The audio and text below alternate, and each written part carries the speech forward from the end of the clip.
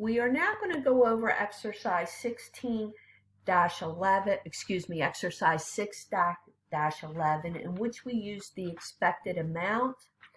And you're going to be assigned exercise 6-10 for homework, and that is the most likely amount received. If the most likely amount you will receive is 50% or more, you recognize the most likely amount.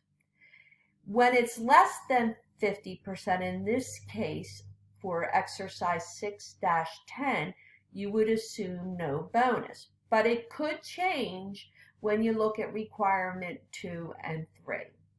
So let's just go over the expected amount approach.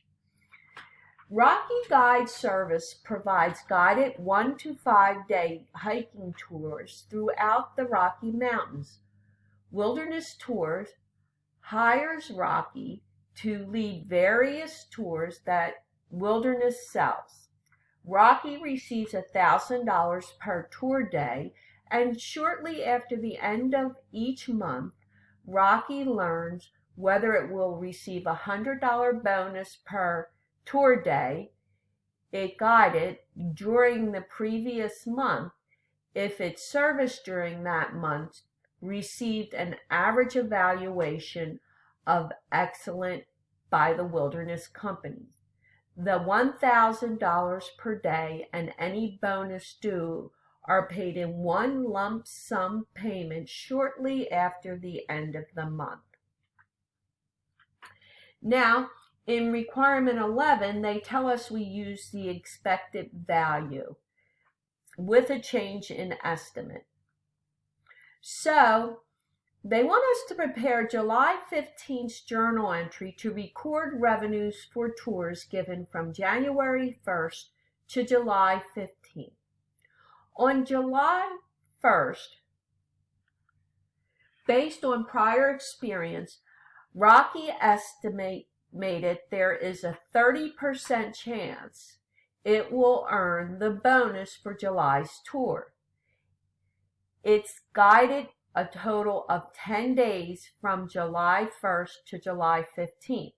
So they want us to record the journal entry for July 1st through July 15th. Now in this case, under the expected method, the probability of Rocky Guide Services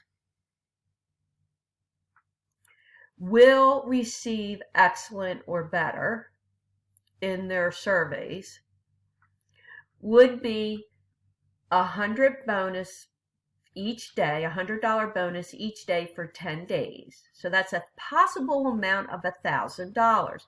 And the probability is 30% that they will achieve the excellent rating. And the other remaining percentage, 70%, means they believe 70% they will not receive the excellent rating and would not result in any $100 bonus. So the expected bonus as of July 15th would be $300. So what will Rocky receive? Rocky will receive $1,000 for their 10 days of tour, because it's $1,000 each tour day. So they would debit accounts receivable for $10,000, the bonus receivable that we just calculated at receiving the excellent rating was only 30%. As a result, it was only 30%.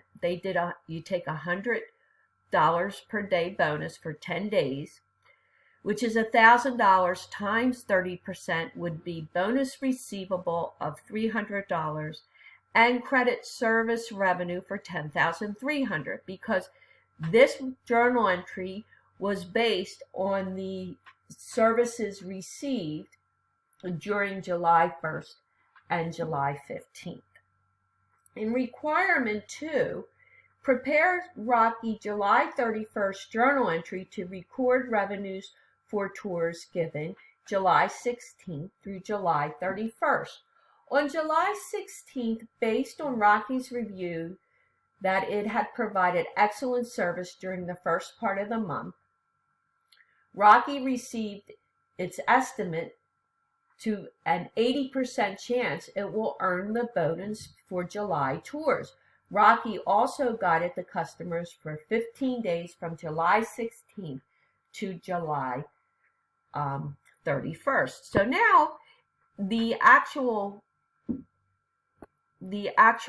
probability that they will receive it is 80%, and they said for the full month of July. So that would be $100 per day bonus for 25 tour days is $2,500 times 80% is $2,000. There's a 20% chance they won't receive anything. So the expected bonus as of July 31st would be $2,000. But what you have to remember is of the $2,000 they're expecting for the month of July, we've already recorded in the journal entry on July 15th, $300. So what would the journal entry be for the last 15 days? It would be an accounts receivable of $1,000 times 15 days is the $15,000. That's what they get, regardless of the evaluation. The bonus receivable, as we calculated above, is $2,000. However, we already recorded $300 for the July 1st to July 15th tours. So we would only recognize the bonus receivable of $1,700, and service revenue would be a credit of $16,700. On August 5th, Rocky learned it did not receive the average evaluation of excellent for its July tours, so it would not receive any bonus for July and received all the payments due for July tours. Well, the actual accounts receivable amounted to $25,000, 25 days of tours at $1,000 per day. So that would be a debit to cash for $25,000, and accounts receivable would be credited for $25,000.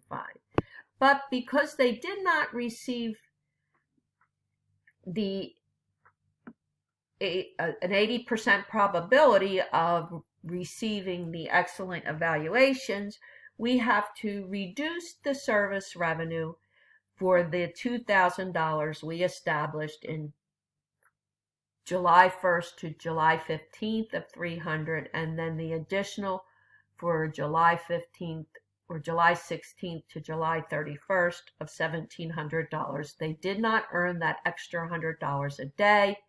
Therefore, you would have to debit service revenue for $2,000 and credit bonus receivable for $2,000.